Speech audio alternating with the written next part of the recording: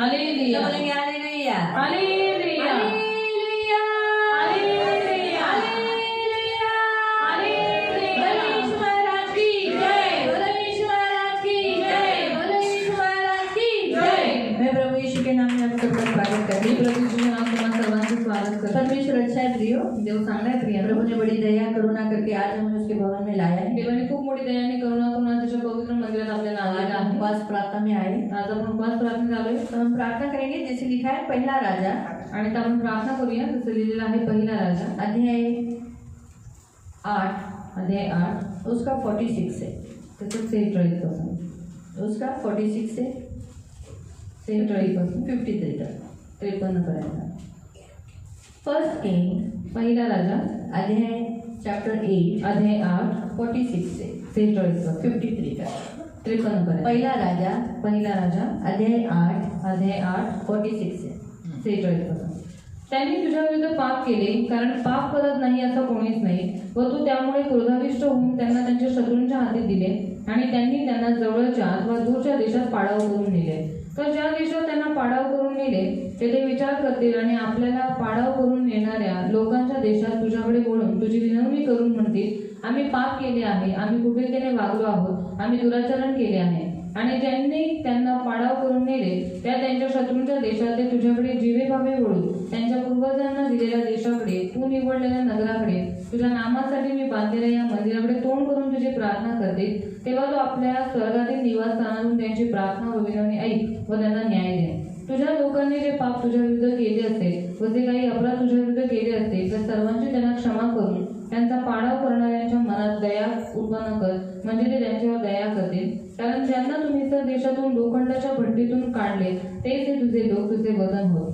तर तुझे नेत्र तुझ्या सेवकाच्या विनवणीकडे व तुझ्या इस्रायल लोकांच्या विनवणीकडे उघडे राहा, ते तुझा धावा करतील त्यांच्याकडे कान दे. कारण हे प्रभू देवा, तू आपल्या वडिलांना मिस्र देशातून काढले त्यावेळी तुझा सेवक मोशे याच्याद्वारे तू वचन दिलेस, त्यानुसार हे लोक तुझे वतन व्हावे म्हणून भूतलावाच्या सर्व राष्ट्रांपासून तू त्यांना वेगळे केले आहे. आमेन। हम यहाँ देखते हैं प्रियो कि सुलेमान प्रार्थना कर रहा है। आणि आपण ते पाहतो सुलेमान प्रार्थना करत आहे. सुलेमान ने परमेश्वर के लिए मंदिर बनाया सुलेमानाने देवासाठी मंदिर और बांधलं उस मंदिर का समर्पण किया गया। आणि त्या मंदिराचं समर्पण और करण्यात जब आलं. समर्पण किया गया तो समर्पण के पहले प्रार्थना की गई। आणि ज्यावेळेस समर्पण करण्यात आलं तर समर्पणाच्या अगोदर प्रार्थना तो करण्यात वो आली. कहता है कि इस मंदिर में की गई हर प्रार्थना को तो सुनना। आणि तो म्हणतो की या मंदिरामध्ये गेलेली प्रत्येक प्रार्थना तू ऐक. कोई मनुष्य निर्पाप नहीं है, हर इंसान ने पाप किया है। आणि कोणताही माणूस पवित्र नाहीये, प्रत्येक माणसाने पाप केलेला आहे. इसलिए जब तू वो पाप के कारण जब शत्रुओं के हाथ में जाएगा आणि त्या पापामुळे ज्यावेळेस तो शत्रूंच्या हातामध्ये जाईल तब वहाँ वो गिड़गिड़ाकर प्रार्थना करेगा और अपना मुंह तेरी ओर फिराएगा,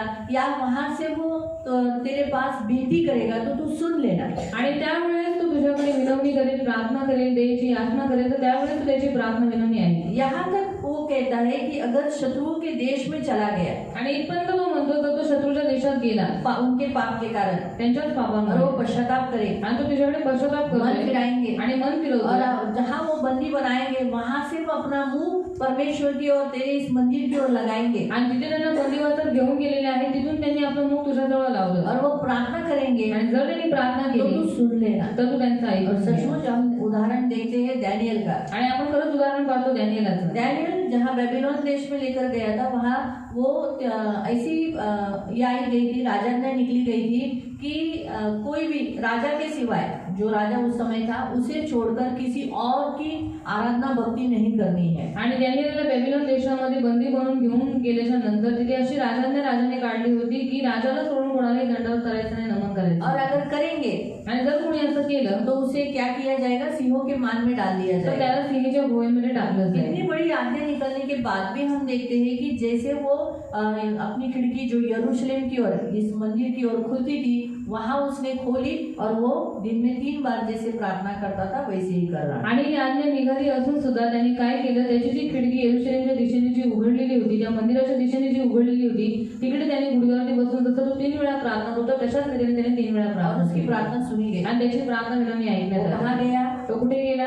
सिंहों के मान में। सिंहच्या गुहेत. बहुत बार कभी कभी ऐसा होता है, हम किसी विषय के लिए प्रार्थना करते और वो विषय की प्रार्थना करने के बजाय और संकट में गिर जाते हैं। आणि कधी कधी खूप वेळा असं होतं की ज्या विषयांसाठी आपण प्रार्थना करत असतो त्या संकटामधून बाहेर पडण्यापेक्षा अजून आपण त्या संकटामध्ये सापडत जातो. दानिएल के काल में प्रार्थना करने के लिए मना किया गया था, आणि दानिएलच्या काळामध्ये प्रार्थना करायला मना केलं लेकिन होतं. उसने प्रार्थना की। पण त्याने प्रार्थना तो उसे केली. क्या उत्तर मिला? त्याला काय उत्तर भेटलं? सिंहों की मान, सिंहचे गुहा. है ना। अगर दानिएल की जगह में कोई और होता तो कुड़कुड़ाता ना। आणि दानिएलच्या ठिकाणी कोणी दुसरा असला असता तर त्याने कुरकुर ये केली मैंने असती. परमेश्वर से प्रार्थना की, मुझे क्या मिला? आणि मी माझ्या सिंहों की देवाला मान। प्रार्थना केली, मला काय भेटले? सिंहाची गुहा. प्रभु ने मेरी प्रार्थना नहीं सुनी, देवाने माझी प्रार्थना ऐकली नाही का? क्यों मुझे सिंहों के मान से गुजरना पड़ा? आणि का मला सिंहाच्या गुहेतून जावं लागलं? हाँ, उस काल में सिंहों को भूखा रखा जाता था। आणि त्या काळामध्ये सिंहांना उपाशी ठेवलं हम जायचं. ऐसे आसानी से साधा अभी भी एक कोई सिंह यहाँ आ गया तो सब भाग जाएंगे। आणि आता जर साधारण एक जरी सिंह इथे आला तर सगळे पळून जाऊ. सिंहों के सामने कोई खड़ा नहीं रह आणि सकता। सिंहाच्या समोर कोणी उभं नाही और राहू वहाँ शकत. एक सिंह नहीं था ना, आणि तिथे एक सिंह नव्हता. बहुत सारे थे। तिथे खूप सारे सिंह होते. ऐसे सिंहों के मान में उसे डाल दिया आणि अशा सिंहाच्या गुहेमध्ये त्याला टाकण्यात और आलं. वो गया भी, आणि तो गेला सुद्धा. क्योंकि उसे किस पर विश्वास था? परमेश्वर। कारण त्याचा भरोसा देवावर होता. उसे मालूम था परमेश्वर प्रार्थना सुनने वाला त्याला परमेश्वर, माहिती आहे देव प्रार्थना ऐकणारा देवा. और वो उसे मालूम है परमेश्वर कौन है। आणि त्याला माहिती आहे देव कोण आहे. लेकिन उसके द्वारा वो परमेश्वर को दिखाना चाहता है कि जिस परमेश्वर की वो भक्ति करता है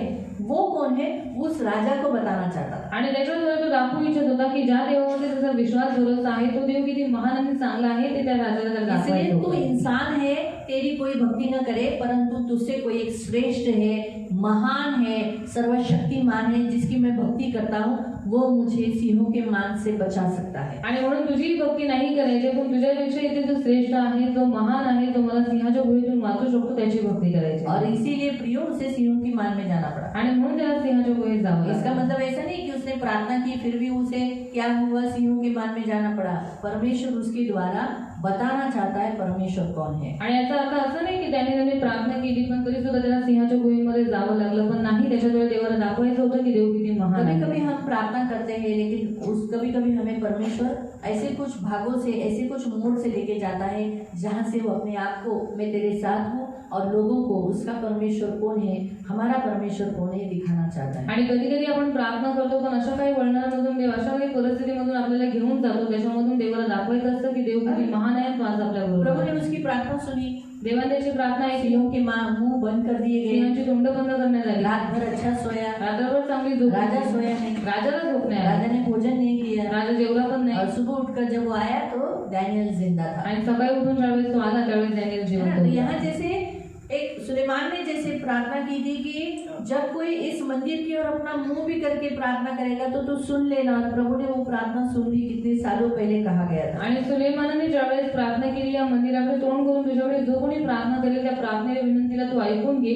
मग तसंच आपण पाहतो की जशी दानिएलाची प्रार्थना ऐकण्यात आली आणि खूप वर्षांपूर्वी ही गोष्ट सांगण्यात आली. लिखा है तेरे प्रजा के लोग जब तेरे विरुद्ध पाप करेंगे तो तू उनके अपराध जब वो कबूल करेंगे तो तू क्षमा करना। आणि तुझी प्रजा ज्यावेळेस तुझ्या विरुद्ध पाप करेल आणि ज्यावेळेस ते आपली अपराध पाप कबूल करतील तर त्यांची प्रार्थना तू ऐक आणि त्यांना क्षमा कर. तो जिन्होंने बंदी बनाया है उनके मन में दया देना, आणि ज्यांनी त्यांना बंदी वसाहत घेऊन गेलेले आहे त्या लोकांच्या अंतःकरणात त्यांच्यासाठी दया दे. और जब वो गिड़गिड़ाकर तुझसे प्रार्थना करेंगे आणि ज्यावेळेस ते तुझ्याकडे विनवण्या करतील तो तू उनकी प्रार्थना सुनना। त्यावेळेस तू त्यांची प्रार्थना तो ऐक. प्रियो, हमारा परमेश्वर प्रार्थना सुनने वाला परमेश्वर तर है, आपला देव प्रार्थना ऐकणारा देव इसलिए आहे. हमें प्रार्थना करना जरूरी म्हणून है, आपल्याला प्रार्थना करणं गरजेचं उपवास आहे. करना जरूरी है। उपवास करणं गरजेचं आहे. तो बहुत जरूरी है कि हम उपवास प्रार्थना करें। खूप गरजेचं आहे की आपण उपवास प्रार्थना तो करावी. हम जैसे आज यहाँ उपवास प्रार्थना में आए हैं, आणि जसं आज आपण हे उपवास प्रार्थना झाली कुछ गिने चुने लोग प्रार्थना करते हैं, आणि काही मोजकीच लोक प्रार्थना आप करतात. भी तो करना चाहिए। तुम्ही सुद्धा तर केली पाहिजे. है ना? तो फिर आप अपने ही मुंह से, अपने ही जगह पर, अपने लिए, और आप जिस विषयों के लिए उपवास किया है उसके लिए प्रार्थना करें। आणि तुम्ही तुमच्याच ठिकाणी तुमच्याच मुखाने ज्या विषयांसाठी तुम्ही उपवास केलेला आहे त्या विषयासाठी प्रार्थना तो फिर करा. आप लाइन में ऐसे खड़े नहीं रहोगे, माझं तुम्ही लाईन तुम्ही नाही राहणार है ना, क्योंकि बहुत जरूरी है आप प्रार्थना करना। आणि खूप गरजेचं आहे प्रार्थना आप करणं. प्रार्थना नहीं करते, इसीलिए आप यहाँ जो सेवकों से प्रार्थना करके लेते हो। आणि तुम्ही प्रार्थना नाही करत म्हणून तुम्ही सेवकांकडून कुछ प्रार्थना लोग करून करते हैं, घेता. मांगते हैं, फिर भी खड़े रहते हैं। काही लोक मागतात देवाकडे तरी सुद्धा उभे और राहतात. विश्वास होता है। त्यांचा विश्वास असतो. प्रियो,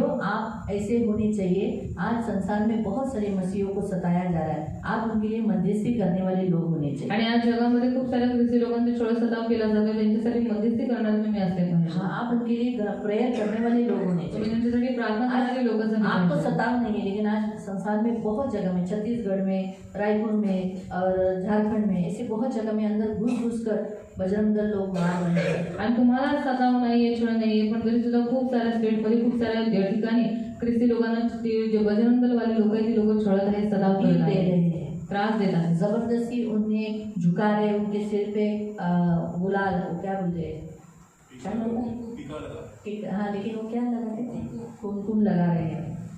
आणि जबरदस्ती त्यांच्या डोक्यावरती ऐसा कुंकू करने लावतात. से कोई क्रिश्चियन हिंदू नहीं बनेगा। आणि असं केल्याच्या नंतर कोणताही जो ख्रिश्चन व्यक्ती आहे तो हिंदू मुंह से नाही बनणार. कन्फेशन करने वाला होता है। अभी अगर कोई पादरी को पकड़ा और उसको सिर पे लगाने से वो हिंदू थोड़ी होता है। आणि कोणत्या पास्टरांना पकडल्याच्या नंतर त्यांच्या डोक्याला कुंकू लावल्याच्या नंतर थोडी तो हिंदू बनेल. कोई क्रिश्चियन होता है, वो कब होता है, जब वो अंगीकार करता है मुझे यीशु चाहिए, यीशु मेरा प्रभु है, तब जाकर वो मसीह बनता है। वैसे ही जो व्यक्ति कहता है कि मुझे यीशु नहीं चाहिए, मुझे ये चाहिए, तब वो हिंदू बनता है। आणि ज्यावेळेस कोणता ख्रिस्ती व्यक्ती ज्यावेळेस त्याला ख्रिस्ती बनायचं असतं त्यावेळेस तो आपल्या मुखाने कबूल करतो की हा मी येशूवरती विश्वास ठेवतो, मला येशू पाहिजे, त्यावेळेस ख्रिश्चन बनतो. पण जर त्याने याचं कबूल नाही केलं आणि तो असं बोलला की मला येशू नकोय, मला हा देव पाहिजे, तर त्यावेळेस तो हिंदू बनतो. बाइबल हमें बताता है कन्फेशन बहुत जरूरी होता है। आणि बायबल सांगतं कबुलीकरण फार गरजेचं मुंह आहे से कबूलीकरण। आणि तोंडाने तो कबुली यीशु ने करायचं. कहा जो मेरा इनकार करेगा येशू म्हणाला जो कोणी मला नाकारेल इस व्यभिचारी पीढ़ी के सामने, आणि या व्यभिचारी पिढीसमोर, इस संसार के लोगों के या सामने, जगातल्या लोकांसमोर, इस संसार के लोगों को यीशु ने क्या कहा, व्यभिचारी पीढ़ी,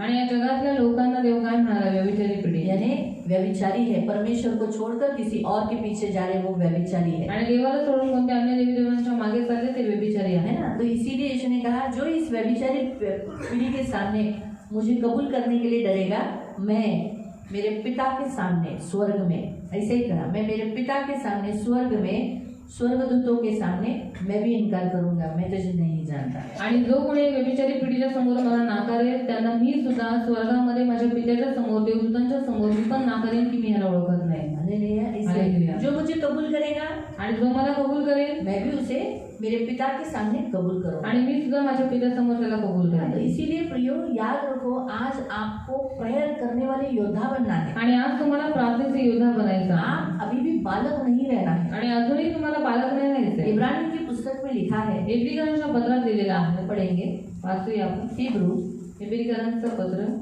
आप उपवास प्रार्थना में आने वाले लोग हो, तुम्ही उपवास प्रार्थनेत येणारी लोक हाँ, आहात. आप बलवान होने चाहिए, तुम्ही बलवान असले पाहिजे, स्ट्रॉन्ग होने चाहिए। मजबूत असले पाहिजे.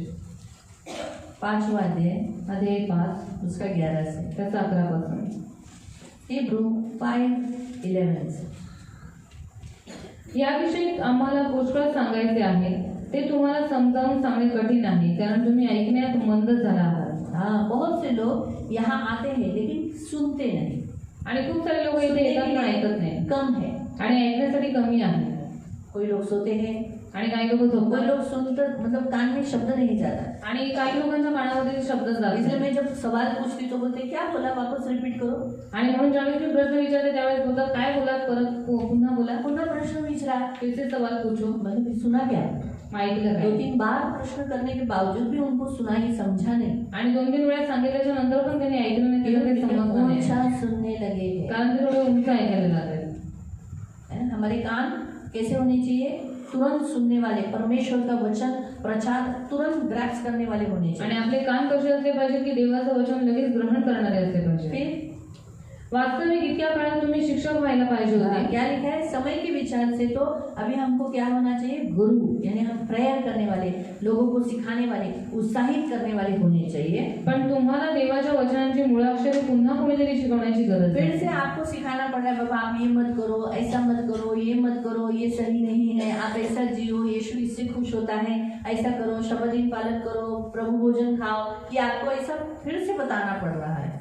आणि तुम्हाला दुधाची गरज आहे, जड अन्न चालत नाही. है ना? अभी भी आप बालक हो, क्योंकि आप और उनके सहारे जी रहे हो। आपके सहारे पे लोग जीने चाहिए, लोग आपसे प्रेयर करना चाहिए, लोग आपके पास प्रेयर के लिए आना चाहिए, लोग आपसे वचन लेना चाहिए, ऐसे होने चाहिए। लेकिन अभी भी आप क्या पी रहे हो? दूध पी रहे हो, यानी अभी भी आप बालक हो। असे तुम्ही झाला आहात, कारण दुधावर राहणारा नीतिमत्वाच्या वचनाशी अपरिचित असतो, कारण तो बालक आहे। है ना? तो इसीलिए प्रियो बहुत जरूरी है आप स्ट्रांग बने, प्रेयर वॉरियर बने। आणि खूप गरजेचं आहे तुम्ही मजबूत बनावं आणि प्रार्थनेचे योद्धा आप बनावं। प्रार्थना करने वाले मजबूत हो जाए, प्रभु से अच्छा गहरा रिश्ता करने वाले हो। आणि प्रार्थना करणारे मजबूत झाले पाहिजे, देवाशी चांगलं नातं बनवणारे झाले पाहिजे। उसके परमेश्वर को जानता था, यानी एक रिलेशन था, उसे मालूम था कि वो कौन है, मेरा परमेश्वर मुझे मरने नहीं देगा। आणि त्याने त्याच्या देवाला ओळखत होता आणि त्याला माहित आहे त्याचा देव कोण आहे, की त्याचा देव त्याला मरू देणार नाही। ये बात वो जानता है। आणि ही गोष्ट त्याला माहिती आहे। तो वैसे ही प्रार्थना करने वाला आप ऐसे होने चाहिए कि आपका प्रभु कौन है, वो मेरा पिता है, वो मुझे मरने नहीं देगा, वो मुझे बीमारी से कुछ हानि होने नहीं देगा, मुझे कोई भी तकलीफ होने नहीं देगा, मुझे इस पृथ्वी पर बचाने के लिए अपने बेटे को दिया है तो वो बहुत कुछ देगा। आणि तुम्ही ज्या देवाजवळ प्रार्थना करत आहात, तुम्हाला सुद्धा त्याच्या बाबतीत हे ज्ञान असलं पाहिजे की तुमचा देव तुम्हाला मरू देणार नाही, तुम्हाला त्या आजारपणामध्ये कोणत्याही प्रकारचा त्रास होऊ देणार नाही आणि तो तुमच्या बरोबर सदैव आहे। तुमची सगळी प्रार्थना विनंती आहे की हे सगळं तुम्हाला माहित असलं पाहिजे। इसीलिए प्रियो प्रेयर करो, म्हणून प्रार्थना करा। प्रार्थना के लिए जब आप प्रभु के साथ बैठते हो तो प्रभु सबसे पहले हमारे से रिश्ता बनाता है। आणि प्रार्थनेसाठी ज्यावेळेस तुम्ही देवासोबत बसता तर त्यावेळेस सर्वात पहिले आपलं नातं तुम्ही देवाबरोबर प्रभु के बनवता। साथ हमारा रिश्ता बनता है, देवाशी आपलं नातं बनतं, इसलिए प्रेयर किया करो। म्हणून प्रार्थना करत अभी राहा। उपवास प्रार्थना है, आता उपवास प्रार्थना आहे, आओ हम खड़े हो जाएंगे तर या आपण उभं और राहूया हमारी प्रार्थना विनती प्रभु के सामने प्रस्तुत करेंगे। आणि आपली प्रार्थना विनंती देवासमोर प्रस्तुत सब खड़े हो जाएंगे सर्वजण उभे राहूया। और हमारी आप जो प्रभु से चाहते हो आप अपने लिए पहले प्रेयर करें, बाद में हम देश के लिए प्रार्थना करेंगे। आणि ज्या विषयांसाठी तुम्ही प्रार्थना तुम्हाला करायची आहे त्या विषयांसाठी तुम्ही देवाकडे आता या क्षणाला प्रार्थना करा, नंतर आपण देशासाठी प्रार्थना करू। पहले प्रेयर करेंगे अपने खुद के लिए। पहिले स्वतःसाठी प्रार्थना करूया। उपवास किया है, तुम्ही उपवास केलाय, उपवास में जो विषय रखा है, उपवासात जे काही विषय तुम्ही आपके ठेवले, घर में जो समस्याएं हैं, तुमच्या घरात जे काही प्रॉब्लेम्स वो आहेत, आपके शरीर में जो व्याधियां हैं, तुमच्या शरीरामध्ये जी काही व्याधी आहे, आप प्रेयर करें। तुम्ही प्रार्थना